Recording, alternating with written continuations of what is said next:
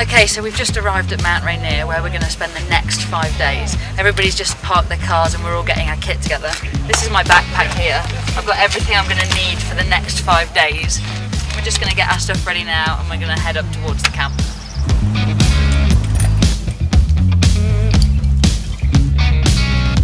Well, this morning after we got up, the sun was out, it was great.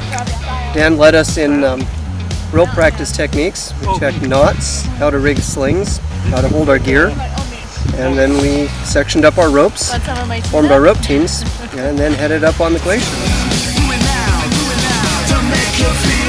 Okay, so we're setting up a booth relay now. So what the guys are doing is they've got an anchor over here, so they've put an ice axe in, and Tim has attached himself to this so it can take his weight. Then he's put another ice axe down there, and he's going to stand on his boot to keep that weighted in. Then he's going to wrap the rope around his boot and belay riddling down the slope. Yeah. So using my crampons and my ice axe, I've climbed up this ice wall on a rope, and at the top of the rope we fixed an anchor, and everybody right down there is going to start climbing up here. Hey, piece of work.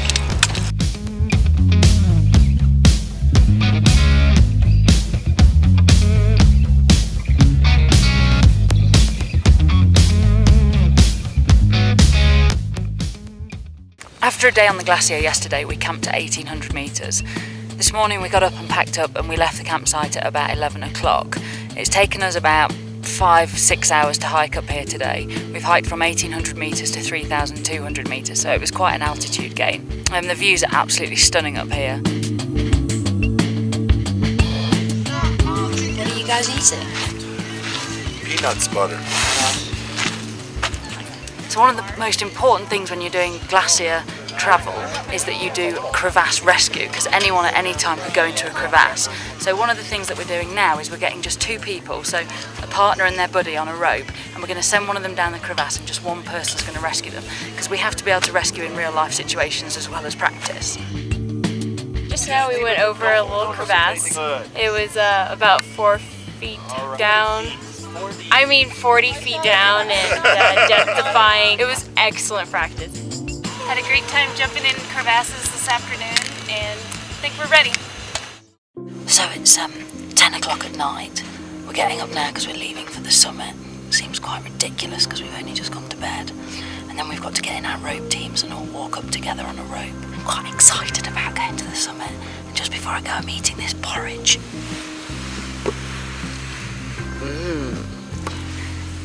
Gross.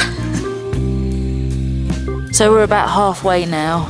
We've been climbing for 5 hours and we're just having a break. The sun's just coming up over in the distance. You can see it over there. It looks amazing.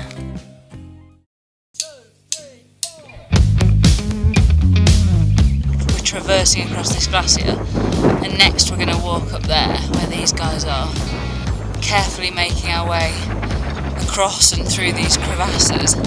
I'm on a rope team of 3 and behind me's Alison and Anne. How you doing, guys? Woohoo! It's awesome, look at this place.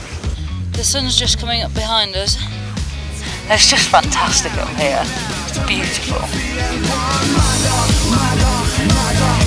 There's the rest of the group down there. They've all stopped to put on sun cream and sunglasses and to take a break.